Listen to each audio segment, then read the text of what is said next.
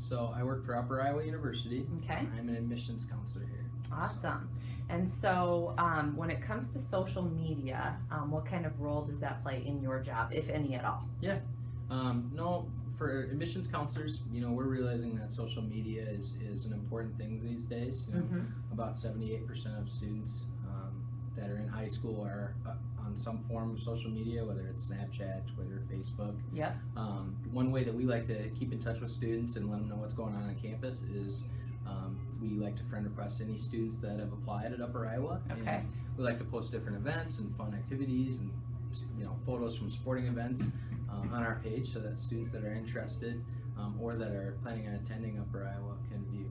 Oh, okay, cool. So we use those actively. Do you have any part in deciding like admissions or scholarship awards? I do. We do that based off of, for scholarships, based off ACT and GPA, but Okay. for admissions, it's the same way as well. So Yeah. I do have a say in that, and I'm friends with those students that have applied on social media. So, Yeah.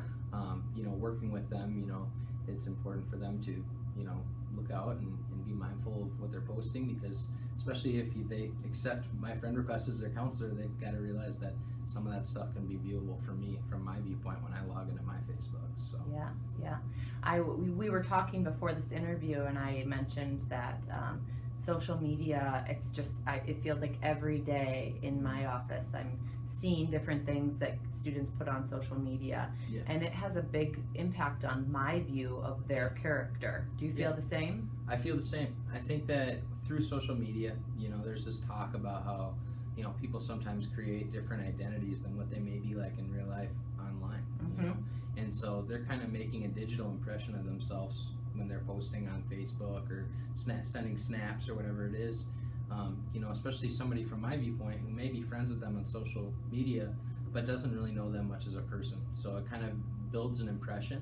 And going through high school, college, all the way up into future careers, even things such as internet slang or shortened words or bad internet grammar, I like to call it, can go can kind of deter people away or give them a different impression than you. It may be easy to when you stick to 140 characters or on your iPad Air not type out full words, but in the long run that type of stuff goes a long way. It's important you spell things out, take your time, because you don't want people to think that you're maybe lazy in those ways or they just simply don't know how to spell or pronounce things. I agree completely.